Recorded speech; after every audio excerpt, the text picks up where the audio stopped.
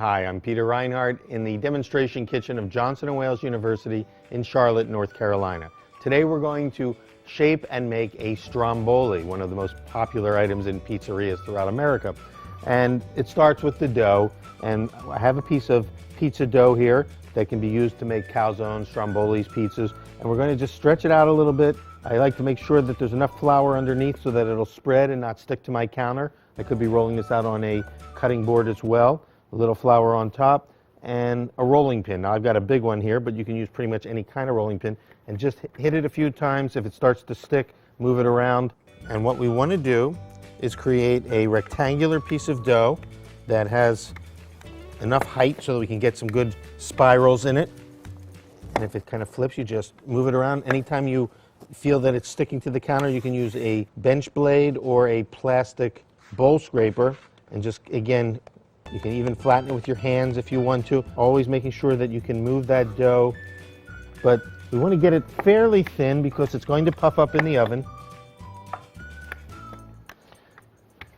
And then you can square it off at the end. And I very often will use my tools to create that square effect. And now we're ready to fill it. Today we're going to make a simple one. We're just going to use some cheese and salami, but you could fill it with practically anything that you could put on a pizza. I always like to put my cheese down first because that'll protect the dough. And you can put a generous amount. It'll look like a lot of cheese. You want to leave about a ½ an inch to an inch border so that you can seal it up, but really put that cheese on there. And this is a good melting cheese. This is low moisture mozzarella. You could use provolone, cheddar, Swiss, any kind of cheese or a combination of cheeses. I even like to put a little sprinkle of Parmesan. And then the salami or meats can be put on in whole slices like this, or they can be chopped and sprinkled throughout. If you wanted to put olives or onions or any other kinds of fillings, you can do so. We're just going to keep it nice and simple today. And then comes the roll-up, and this is the most important part, and this is what differentiates it. Right now we've got basically a pizza, and we could bake this as a pizza. We could fold it over and make it into a calzone, but as a stromboli, we really want to roll it up and create spirals, and we're going to bake it like a loaf of bread. So we're going to spiral it up and try to get as many spirals as you can. As you're rolling, kind of pull it towards you, tighten it until you get all of this cheese and meat and fillings spiraled into your loaf. Pinch those ends closed. You can even look at the bottom, pinch that bottom where the seam is closed with your fingertips.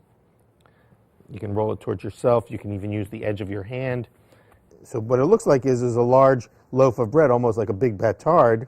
And what we can do is actually lift it and put it onto a sheet pan, always on parchment or a silpat. You don't want to put it right on the metal.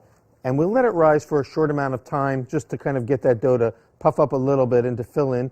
But you could theoretically take it right to the oven. I'm going to brush a little olive oil on this stromboli. Sometimes we pronounce stromboli as opposed to stromboli because it's named after the island, the volcanic island off the coast of Italy called Stromboli, also the villain in Pinocchio. And I think of it as Stromboli as a volcanic island. This is kind of like a volcano bread. And you can see by cutting a little vent in here, again, we will prevent it from bubbling too much.